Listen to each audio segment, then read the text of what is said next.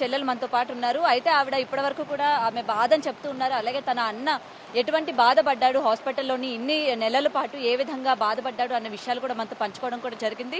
ఒకసారి అడుగుదాం. అమ్మ, అసలు అన్నని ఎప్పుడు లాస్ట్ టైం కలిశారు, ఎప్పుడు మాట్లాడారు? మేమైతే ఒక 2 మంత్స్ కిందట కలిసామండి. అప్పుడు పర్వాలేదు, బాగానే ఉన్నాడు. 20 డేస్ నుంచి అయితే చాలా బాధపడ్డాను. నేను నరకం అంటే నరకం చూసిండు హాస్పిటల్లో. అంత ముందుకు మంచిగానే ఉండేదాన్ని. ఇక తినడము లేదు, ఏం లేదు, మొత్తము సిక్ అయిపోయాడు. ఇక కిడ్నీ ప్రాబ్లం వల్ల లివర్కి కూడా ఇన్ఫెక్షన్ అయింది అన్నారు. ఇక దాంతో లంగ్స్ శ్వాస పీల్చుకోవడం ఇబ్బందిగా అయిపోయింది. వెంటిలేటర్స్ మీద పెట్టి ఇక లాస్ట్ 20 డేస్ ఇదే నడిచింది. 10 డేస్ నుంచి అయితే చాలా ఘోరం.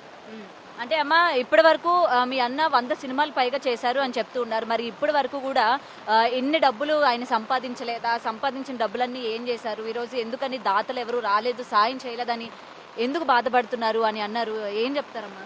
అంటే తను చేయలే అని కాదు, చేసిండు. ఇట్లనే ఎవరికన్నా హెల్ప్ అంటే హెల్ప్ చేసిండు మేడం. ఎవరికంటే ఇట్లనే అనాథ వాళ్ళు ఎవరైనా చనిపోతే రోడ్డు పైన వాళ్ళకి తీసుకెళ్లి వాళ్ళ అన్ని చేసేవాడు అన్నయ్యని. మళ్ళీ ఒక అనాథాశ్రమంలో కూడా చాలా హెల్ప్ చేసేవాడు.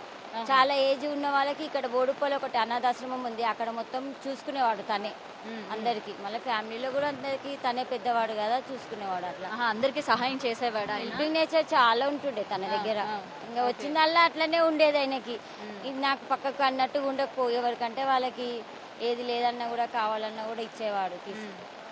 ఈ మధ్య కాలంలోని ఫిష్ వెంకట్ గారి గురించి చాలా వినే ఉంటారు కదా, ఎవరు దాతలు ముందుకు రావడం లేదు, ఏంటి సాయం చేయడం లేదు. ముఖ్యంగా మీ అన్నని ఇండస్ట్రీలోని సినిమాల్లో చూసి చాలా ఆనందపడి ఉంటారు మీరు. రేపు పొద్దున్న ఏదైనా కష్టం వచ్చిందంటే వస్తారు, ఆదుకుంటారు అని చెప్పి. ఈ రోజు ఇండస్ట్రీ నుంచి కావచ్చు, లేకపోతే ఆయన వర్క్ చేసిన తోటి యాక్టర్స్ యాక్ట్రెస్లు కావచ్చు, ఎవరు కూడా రాని పరిస్థితి కనిపిస్తుంది.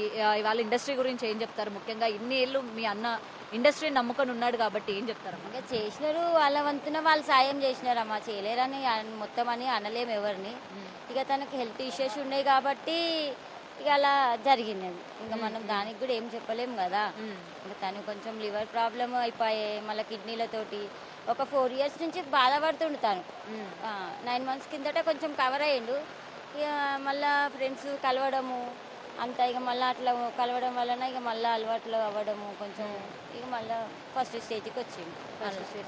ఓకే అమ్మ, ఇలాంటి టైంలో అడగకూడదు. ఈ మధ్య కాలంలోని ఫిష్ వెంకట్ గారికి వేరే ఫ్యామిలీ కూడా ఉంది అని చెప్పి చాలా మంది బయట మాట్లాడడం కూడా జరిగింది. ఏమంటారు? ఇక అది ఎప్పుడో మాట మేడం, మా వరకు అయితే తెలియదు.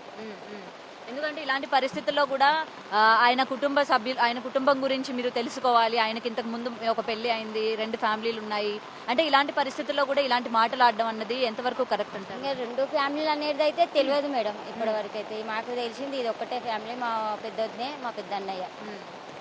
ఓకే, సో ఇదండి ప్రెసెంట్ అయితే అటు వాళ్ళ కుటుంబ సభ్యులు కావచ్చు, ప్రతి ఒక్కరు కూడా ఏ విధంగా ఫిష్ వెంకట్ ఉండేవాడు, ఏ విధంగా వీళ్ళతో నడుచుకునేవాళ్ళు, అలాగే ఇండస్ట్రీ పరంగా వీళ్ళు ఎంత సహాయం చేశారు. ఇండస్ట్రీ కూడా సహాయం చేయలేదని చెప్పలేం, కానీ ఇలాంటి పరిస్థితుల్లో కొంతమంది వరకు ఆదుకున్నారు అని అయితే వాళ్ళ చెల్లి మనతో పాటు మాట్లాడుతున్న పరిస్థితి ఉంది. అండ్ ఇక్కడ ఆయన చూడడానికి చాలా మంది, ఇంత వర్షం ఉన్నప్పటికీ ఆయన చివరి చూపు చూసుకోవాలి, ఆయన్ని సాగనంపాలి, ఎలా అయినా సరే ఆనందంగానే సాగనంపాలి, ఎవరు లేరు అన్నట్టు ఆయన్ని పంపకూడదు అనుకొని ఇక్కడ మనం గ్రేవ్ యార్డ్ లో కనుక చూసుకున్నట్లయితే చాలా మంది ఇక్కడ దాదాపు వాళ్ళ కుటుంబ సభ్యులే కాకుండా చాలా మంది అతన్ని అభిమానించే అభిమానులు కూడా ఇక్కడ ఉన్నారు. అతన్ని చూడడానికి చాలా దూరం నుంచి వచ్చారని కూడా చెప్తూ ఉన్నారు.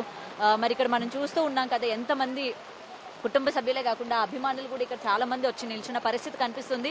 గతంలో కూడా ఆయనకి ఇలాగా కిడ్నీ ట్రాన్స్ప్లాంటేషన్ చేయాలి, ఆయనకి 2 కిడ్నీలు కూడా పాడైపోయిన పరిస్థితిలో ఉన్నారు అని చెప్పినప్పటికీ ఆయన ఈ న్యూస్ తెలుసుకున్న ప్రతి ఒక్కరు కూడా మేము కిడ్నీ ఇస్తాము, ఆయనకి ఎలా అయినా సరే మేము కాపాడుకుంటాము, ఆయన్ని మేము రక్షిస్తాము అని చెప్పి చాలా మంది అటు బోడుప్పల్లో ఆ హాస్పిటల్లో ఉన్నప్పుడు కూడా ఆయన్ని పరామర్శించడానికి, ఆయనకి ఫ్రీగా కిడ్నీ ఇవ్వడానికి కూడా ఎంతో మంది వచ్చిన పరిస్థితి ఉంది. మరి ఈ రోజు ఈ వార్త వినిన తర్వాత నిజంగా ఆ రోజు ఇచ్చుంటే బాగుండేమో అని చెప్పి చాలా మంది ఫీల్ అవుతున్న పరిస్థితి కనిపిస్తుంది. అండ్ ఇక్కడ మరి కొంతమంది ఉన్నారు, వాళ్ళ కుటుంబ సభ్యులు ఉన్నారు, అలాగే అతన్ని అభిమానించే అభిమానులు కూడా ఉన్నారు. వాళ్ళతో కూడా ఒకసారి మాట్లాడే ప్రయత్నం కూడా చేద్దాము. ఎందుకంటే ఇలాంటి పరిస్థితి ఒక్కసారి మనం కనుక చూసుకున్నట్లయితే ఎవరూ లేకుండా అయిపోయింది. చివరి క్షణాల్లోని ఎవరూ కూడా రాలేదు. ఇవాళ మనం చూస్తూ ఉన్నాం ఇండస్ట్రీలో ఎంతో మంది అగ్రతారలుగా ఎదిగిన వాళ్ళందరూ కూడా చిట్ట చివరికి ఏ విధంగా అయిపోతున్న పరిస్థితి మనం చూస్తూ ఉన్నాము. అయితే ఫిష్ వెంకట్కి సంబంధించి ఆయన సంపాదించిన డబ్బులన్నీ కూడా ఏం చేశారు, ఎక్కడ పెట్టారు, కొన్ని కోట్లల్లో ఆయన సంపాదించే ఉంటారు కదా, దాదాపు 100 నుంచి 150 సినిమాల వరకు యాక్ట్ చేశారంటే చిన్న విషయం కాదు. ఈ మధ్య కాలంలో ఒక యాక్టర్ ఒక మూవీ చేసి మళ్ళీ రెండో సినిమాకి కనిపించాలంటేనే పెద్ద గగనం అని చెప్పుకోవచ్చు. మళ్ళీ అలాంటి పరిస్థితుల్లోని 100కు పైగా గుర్తింపు తెచ్చుకునే క్యారెక్టర్స్ చేసిన ఆయన ఈరోజు ఈ విధంగా ఉండడం అన్నది మేము జీర్ణించుకోలేకపోతున్నాము అని చెప్పి అతని కుటుంబ సభ్యులు కావచ్చు, లేకపోతే అతని అభిమానులు కావచ్చు, చాలా మంది మాట్లాడుతున్న పరిస్థితులే మనం ఇక్కడ చూస్తూ ఉన్నాము. అయితే ఇక్కడ ఆడ మగ చిన్న పెద్ద తేడా లేకుండా ప్రతి ఒక్కరు కూడా అతన్ని చివరి చూపు చూసుకోవడానికి ఇక్కడికి చాలా మంది తరలి వచ్చారు. ఇక్కడ ముఖ్యంగా మనం మెచ్చుకోదగ్గ విషయం ఏంటంటే ఇటు గబ్బర్ సింగ్ టీం మనతో పాటు చాలా మంది వర్క్ చేస్తారు. కానీ మన చివరి క్షణాల వరకు వచ్చేది కొంతమంది అనుకోవడంలోని ఏమాత్రం కూడా సందేహం లేదు. అలాంటి వ్యక్తుల్లోని ఈరోజు గబ్బర్ సింగ్ టీం ఒకరు కూడా అని చెప్పొచ్చు. ఎందుకంటే స్టార్టింగ్ ఆయన హాస్పిటల్ దగ్గర నుంచి ఈరోజు ఆయన ఆఖరి పరిస్థితి వరకు కూడా అతనికి అండగా ప్రతి ఒక్కరు కూడా ఇవాళ నిలబడ్డారు. ప్రతి ఒక్కరు కూడా మేమున్నాము నీ వెంట అని చెప్పి ఆయనకి సంతాపం తెలియజేస్తున్నారు.